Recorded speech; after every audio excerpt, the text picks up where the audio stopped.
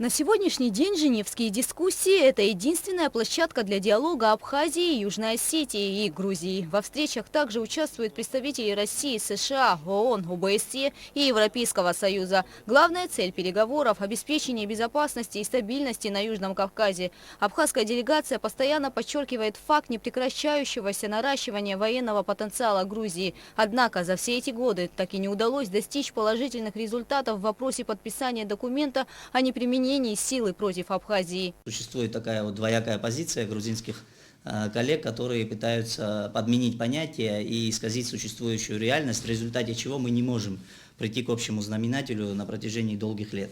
Что касается нашей точки зрения, с которой солидарны как осетинские, так и российские коллеги, значит, она заключается в том, что Грузия неоднократно выступала в качестве агрессора в отношении Абхазии и Южной Осетии. На протяжении многих лет это происходило, и по нашему глубокому убеждению именно Грузия должна взять на себя обязательства о неприменении вооруженной силы в отношении наших двух республик. Но, к сожалению, и на этом раунде нам не удалось убедить наших грузинских оппонентов в необходимости согласования и дальнейшего подписания документа о неприменении силы. Хочу отметить, что на данном этапе речь не идет о подписании полноценного соглашения. Пока что речь идет всего лишь о согласовании устного совместного заявления всех участников женевских дискуссий. Но даже такое устное соглашение о неприменении силы грузинская сторона не готова подтвердить. По словам участников абхазской делегации, все эти годы Грузия ничего не предлагает, а лишь вводит процесс переговоров в тупик. Это мешает выступать представителям Абхазии и Южной Осетии на других международных площадках. Проблема женевских дискуссий состоит в том, что я проводил параллели с предыдущим нашим переговорным процессом, который длился с 1993 года, сразу после окончания войны в Абхазии, до 2008 года. Значит, тогда у нас были подписаны двухсторонние соглашения с Грузией, где четко были обозначены стороны конфликта, были обязательства этих сторон обозначены и так далее. Этот процесс проходил под эгидой ООН при посредничестве Российской Федерации. Тогда это все было делать намного проще, потому что были определены стороны и их обязательства. Сейчас в новом вот этом женевском формате, который возник в результате событий 2008 года, то есть единственная ссылка, на основе которой мы ведем работу, это 6-й пункт Медведева-Саркози.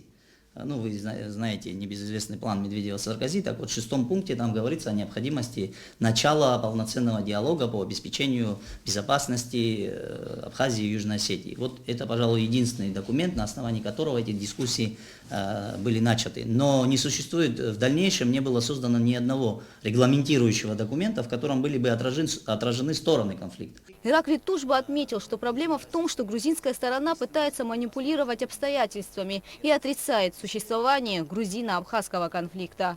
Они говорят о том, что существует некий, вымышленный, по нашему мнению, конфликт между Грузией и Россией, и, соответственно, они призывают российские власти взять на себя обязательства по неприменению силы. Но, естественно, с таким подходом мы категорически, ни мы, ни российские коллеги, ни юго-осетинские не согласны. И вот в этом вот именно заключается проблема и тот тупик, в котором мы находимся. В ходе 51-го раунда женевских дискуссий ее участники, за исключением грузинской стороны, оценили ситуацию в Абхазии как стабильную и безопасную. За последний период времени не было отмечено каких-либо серьезных инцидентов.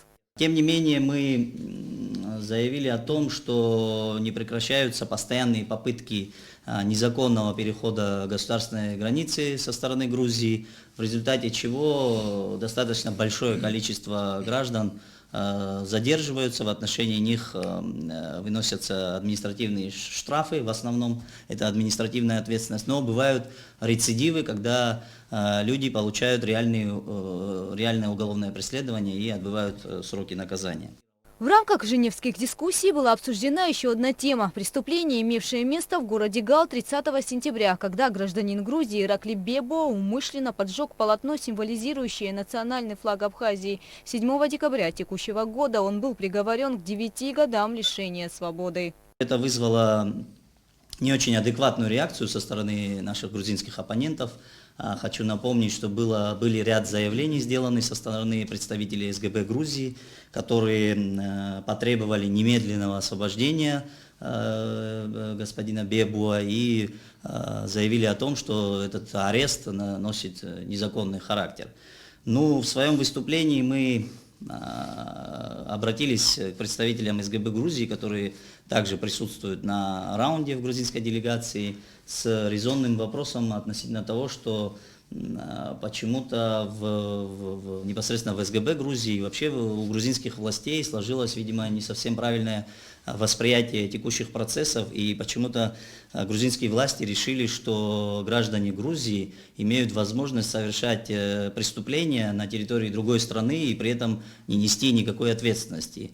Ну вот мы обратились с подобным вопросом к нашим грузинским коллегам, но, к сожалению, не услышали никакого вразумительного ответа на этот вопрос.